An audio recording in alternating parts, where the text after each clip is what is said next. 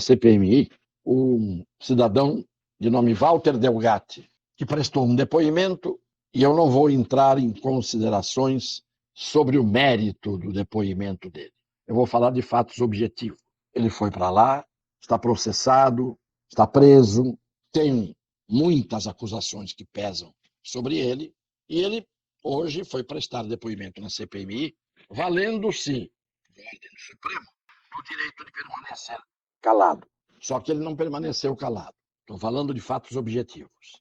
Todas as perguntas que lhe foram feitas na primeira parte dos depoimentos, quando perguntaram, foram perguntadores, os parlamentares governistas, ele respondeu a todas as perguntas, todas. Não se valeu do direito de ficar calado que teria, e a tônica do depoimento dele, fato objetivo, foi fazer acusações contra o presidente, que já não está no cargo, o ex-presidente, e contra pessoas ligadas ao partido do presidente, à posição política do presidente, com graves acusações que ele fez. Ocorre que esse direito de ficar calado não exclui, e é por isso que eu estou trazendo o assunto aqui, porque eu sempre digo que eu quero falar em nome do que é o direito, o que é legal, não exclui a sua obrigação de dizer a verdade. Isto é, ele tem o direito de ficar calado apenas no que diz respeito a ele não dar respostas que façam prova contra ele mesmo.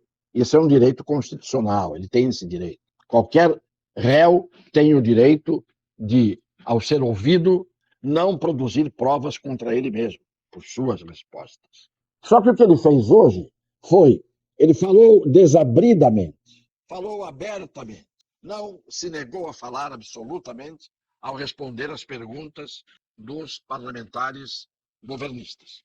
E mais, fazendo acusações dirigidas especificamente a uma pessoa e a um segmento ideológico ou político.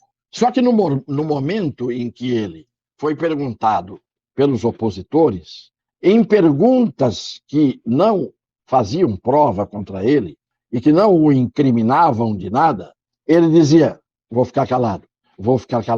E não respondeu a uma única pergunta de todas quantas foram feitas. Estava assessorado por 2 advogados que poderiam perfeitamente distinguir quais as perguntas que poderiam incriminá-lo e quais as perguntas que não poderiam incriminar.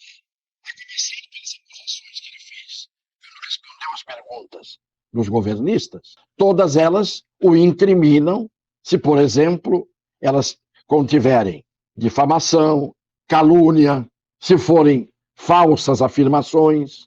Então, ele não deixou de responder a nenhuma dessas perguntas. Abriu as comportas. Depois, perguntas que eram inofensivas, no sentido de incriminá-lo, mas poderiam esclarecer verdades importantes, ele se manteve calado o tempo todo. E aí é que entra o crime de falso testemunho. E é por isso que eu trouxe o tema aqui, para mostrar que ele cometeu o crime de falso testemunho quando negou-se a responder perguntas que nada tinham a ver com a sua autoincriminação.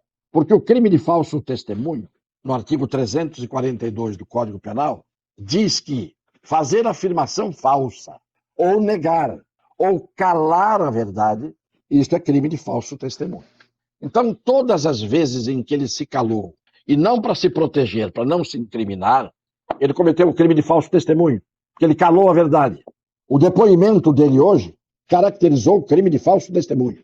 Não estou discutindo o que ele fez na primeira parte, em que falou o tempo todo, não se negou a ficar a dizer as coisas, e acusou.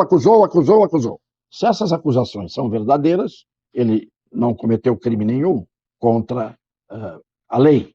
Mas se ele fez acusações falsas, o crime de falso testemunho já estaria ali, além dos crimes outros pelas acusações que fez às pessoas. Mas eu estou me atendo ao segundo ponto, que jornalecos e jornalistas em extinção, que não entendem nada disso, e se entendem, agem de má fé, não mostram.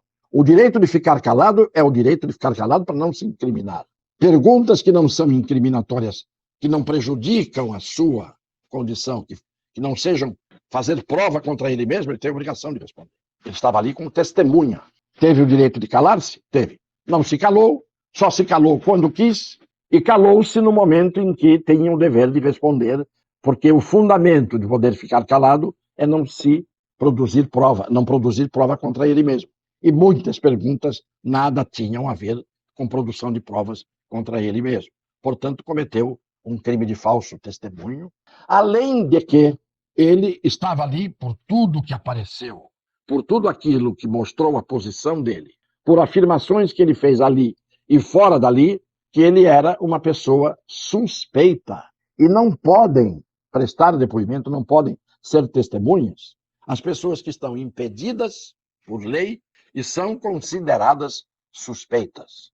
Então, a pessoa suspeita não pode ter o seu depoimento levado em conta, e a pessoa que tem o direito de calar-se, quando não se cala, fala muito de um lado, cala tudo do outro, e, portanto, cala verdades que nada tinham a ver com a sua autoincriminação, cometeu, no mínimo, o crime de falso testemunho, além de, eventualmente, outros crimes, dependendo das acusações que ele fez e que não cabe a mim, neste momento, discutir. Eu estou discutindo, como sempre, apenas o que é o aspecto constitucional e legal. Um beijo no coração das pessoas de boa fé.